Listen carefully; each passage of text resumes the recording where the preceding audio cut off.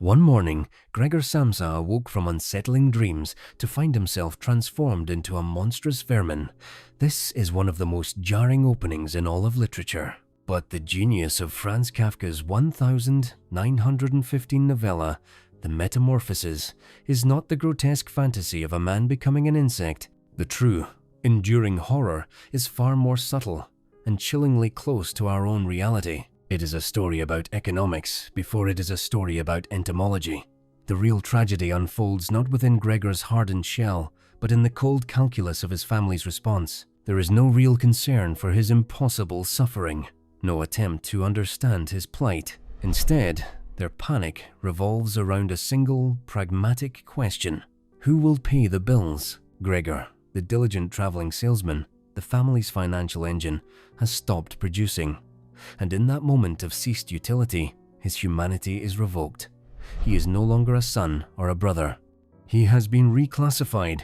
He is now a liability, an embarrassment, a repulsive secret to be locked away, whose only value is a faint memory of past earnings. Does this logic feel strangely familiar? Have you ever felt the creeping anxiety that your worth is inextricably tied to your performance? That your value as a person is measured not by who you are, but by what you produce?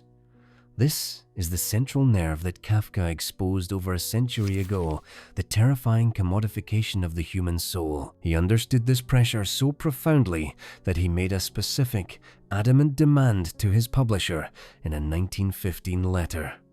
The insect itself, he insisted, must not be drawn, not even from a distance. He knew the literal monster was a distraction.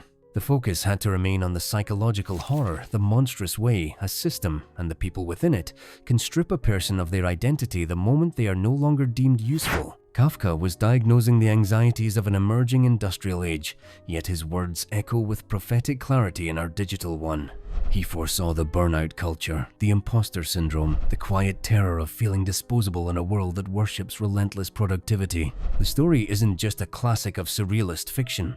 It is a terrifyingly accurate mirror held up to our modern condition.